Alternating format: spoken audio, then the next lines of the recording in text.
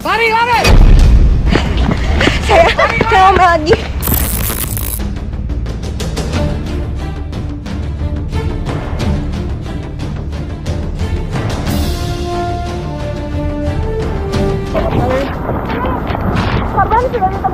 Salah satu resiko terbesar hidup di lingkungan padat penduduk adalah kebakaran.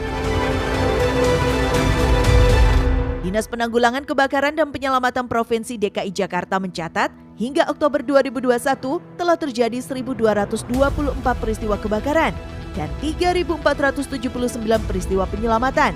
Kerugiannya mencapai lebih dari 177 miliar rupiah.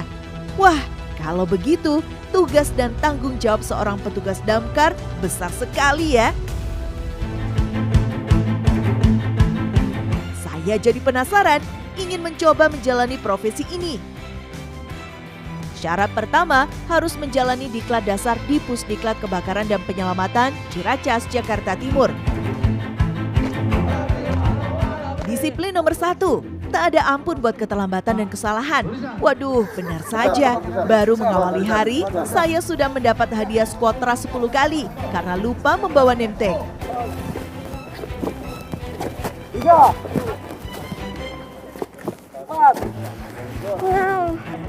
Baru mulai apel udah kena. Terusan. Selesai apel dan briefing, kami harus bergegas menjalani latihan pertama, rappelling. Teknik menuruni tebing atau medan tertentu ini wajib kami kuasai sebagai tindakan penyelamatan diri sendiri maupun korban di saat darurat. Ini dia gedungnya. Wah, tinggi juga ternyata. Bisa tidak ya saya menuruninya? Sedikit ragu dan takut saya rasakan. Tapi tekad saya sudah bulat. Saya harus berani. Saat mengantri giliran, jantung saya berdebar kencang. Aduh, tapi pemberani, melihat kegigihan peserta lain, saya juga harus bisa. Pada waktu nanti nolak, usahakan dua-duanya kendor. Oke. Ya. Ini Ya, yang kanan, yang kiri semuanya kendor pada waktu nolak. Nah, pada waktu berhenti, yang kanan berhenti genggam aja, digenggam. Oke. Atau ditempelkan di badan, itu akan berhenti. Oke. Ya. Kemudian posisi kaki pada waktu nolak betul-betul seimbang. Seimbang baru nolak ya. Jangan sampai kakinya tidak seimbang. Oke, Pak. Dan yang tidak boleh, tangan kanan tidak boleh naik ke atas, di belakang terus. Iya. Karena kan berbahaya kalau masuk di figurnya tadi yang kayak ini. Ya. Bisa apa, Pak? Bisa patah ini jari kita. Waduh, tidak boleh ada kesalahan sekecil apapun pemberani. Ya. Lapor, nama Ajeng Wulandari, siswi Damkar 1, siap meluncur. Ya, oke, laksanakan. Laksanakan. Ya. Momen merebahkan badan saat pertama kali turun tak bisa saya lupakan. Meski terjaga alat keselamatan di sekujur badan, tetap saja rasanya badan tersedot jatuh ketika digantung seperti ini pemberani. Kalau lihat ke bawah, ini tinggi banget. Jadi jantung deg-degan, selangkangan juga sakit, dan kita harus menyesuaikan dengan keseimbangan. Saya turun dulu. Rasanya lega sekali saat akhirnya saya sampai di bawah.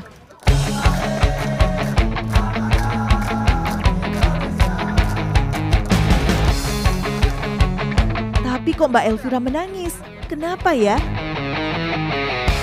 Sintianya ternyata takut banget sama ketinggian. Jadi ya udah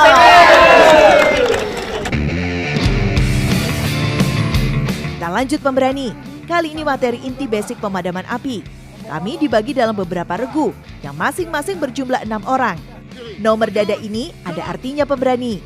Setiap nomor berbeda tugasnya, tapi kami harus bekerja sama sebagai tim. Wah, kebagian nomor 6 nih pemberani.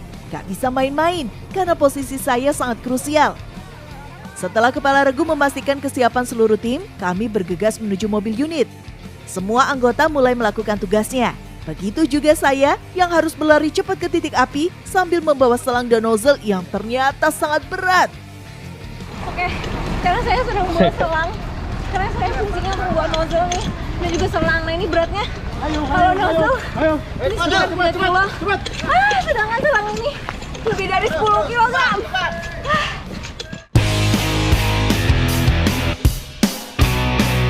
Aduh, saya terjatuh. Kenapa? Kamu nggak kuat? Enggak, Pak. Nih, ayo cepat. Kawannya bantu, kawannya aja. Ayo, kawannya bantu. Kawannya bantu.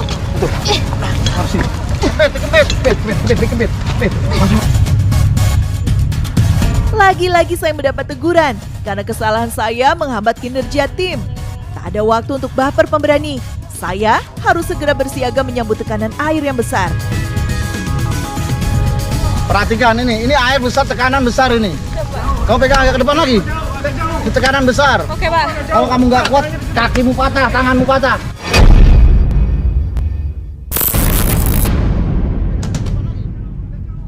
Aba-aba air dibuka pun terdengar dan air pun memancar dengan kekuatan 60 sampai 80 pound per inch atau setara dengan beban 36 kg. Saya kena marah, saya kena ngomel karena saya tadi kurang mengerti untuk memasang nozzle dan selang.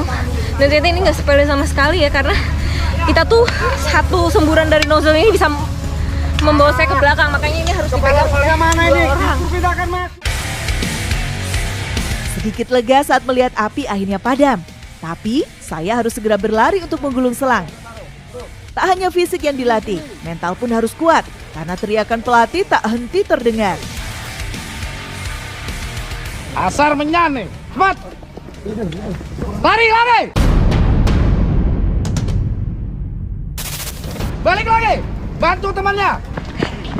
Saya ngomel lagi. Ternyata setelah selesai tugas saya ini, saya harus membawa nozzle kembali ke unit. Kita harus cepat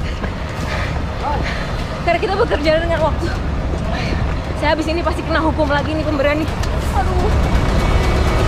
Saat saya hampir menyerah karena lelah dan kedinginan basah kuyup kehujanan, saya melihat kegigihan anggota perempuan lain. Setiap hari mereka harus menjalankan tugas ini sambil tetap menjalankan perannya di keluarga, entah sebagai ibu, istri, atau anak perempuan kesayangan ayahnya.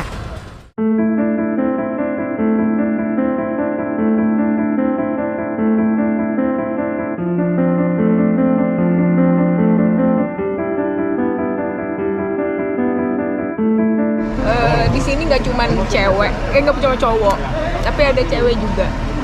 Mungkin pemberani ini bisa bayangin ya, kalau misalnya Mbak ini adalah seorang ibu gitu. Aduh, saya tuh pasti nggak tega gitu ngebayangin nih orang tua saya ada di atas gedung atau orang tua saya tuh ada di dalam air yang mungkin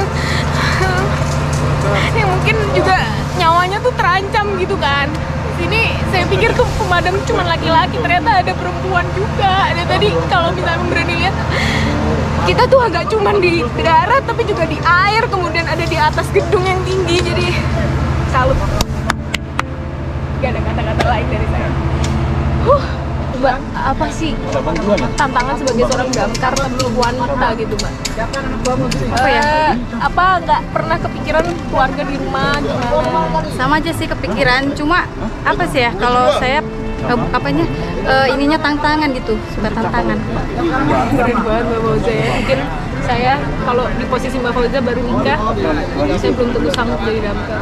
Mbak boleh peluk kan? Oh, saya sedih. Terbayang betapa berat tugas pasukan damkar dan penyelamatan ini di kondisi nyatanya. Sayang, masih banyak yang menyepelekan tugas mulia mereka. Yang menjadi ironi adalah pemberani ketika teman-teman damkar sedang di lapangan, komentar-komentar yang muncul dari masyarakat itu adalah lambat. Kemudian di jalanan mereka dengan mobil yang sebesar ini masih dihalang-halangi dari kemacetan dan juga lain halnya. Itu yang bikin saya yang merasakan hari ini betapa beratnya itu menjadi miris. Jadi buat kita tentu harus menghargai setiap profesi, apalagi yang berisiko seperti ini. Tak semata memadamkan api pemberani, ada tugas penting lain yang tak kalah mendebarkannya, yaitu penyelamatan. Kali ini saya bergabung bersama tim rescue. Hari ini saya akan belajar water rescue alias penyelamatan korban di air. Lagi-lagi saya kena hukuman karena terlambat masuk barisan.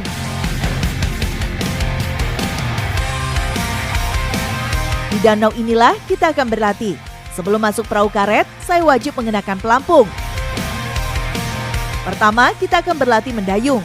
Meski kelihatannya mudah, kami harus kompak, terutama bila nanti menghadapi arus deras atau cuaca buruk yang sesungguhnya.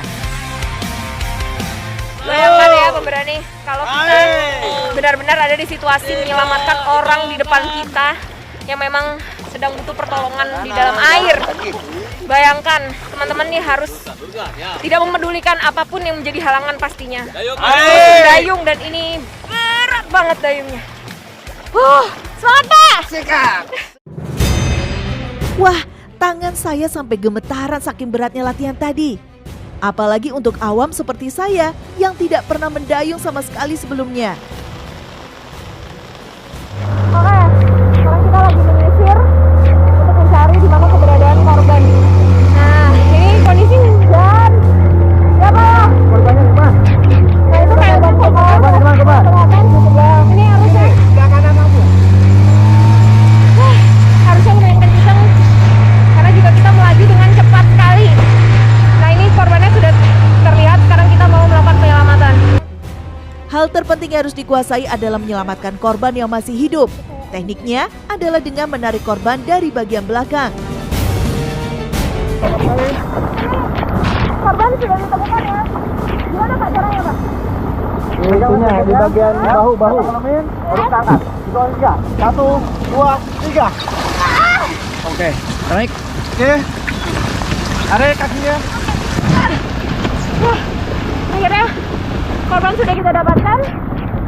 Dan sekarang kita waktunya kembali ke pinggiran danau ya. Oke Pak, yang paling sulit dalam menyelamatkan korban itu apa Pak? Yang paling sulit kalau korbannya itu melawan. Oke, Jadi biasanya kita mendekat, korban suka pegang pundak kita atau justru malah menendang kita.